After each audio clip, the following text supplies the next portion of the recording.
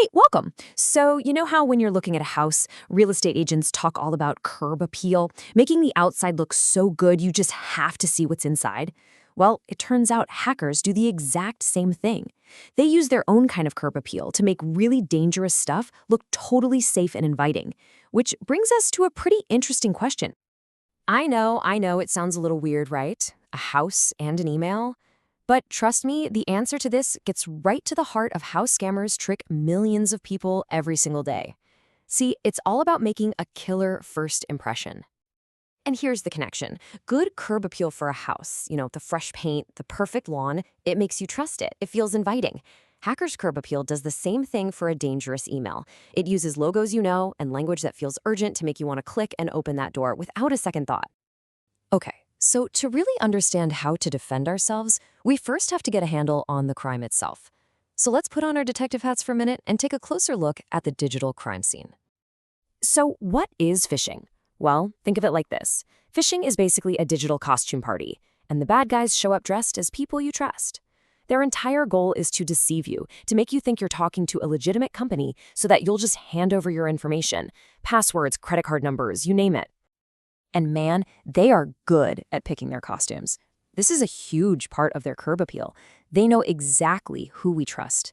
It might be an urgent security alert from your bank, or a package delivery notice from UPS, or maybe even a quick, casual request from your boss. They choose identities they know we're wired to respond to immediately. But here's the thing.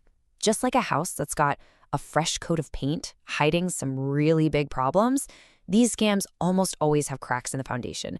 You just gotta know where to look. So let's continue our investigation. All right, here are 4 of the biggest giveaways. First up, the false alarm. They try to create a sense of panic so you act before you think. Second, the almost right address. We'll talk more about that one in a sec. Third, the generic greeting. Come on, your bank knows your name. They're not gonna call you valued customer. And finally, the unexpected gift, that surprise link or attachment that is almost always a trap. Okay, I really want to zoom in on that almost right address. This is one of the oldest and honestly one of the most effective tricks in the book.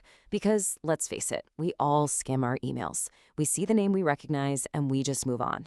And this right here is the perfect example. What you see is the name you trust, Bank of America. But if you just take a second to hover your mouse over it, you see what's really there? Some bizarre, totally fake email address. That's the crack in the foundation. They're literally counting on you not looking behind the mask. Okay, so now we know how to spot the clues, we can see the red flags, but what do we actually do about it? We need a system, right? A reliable detective's toolkit we can pull out every single time. And it all starts with this one simple idea. From the cybersecurity pros, think before you click.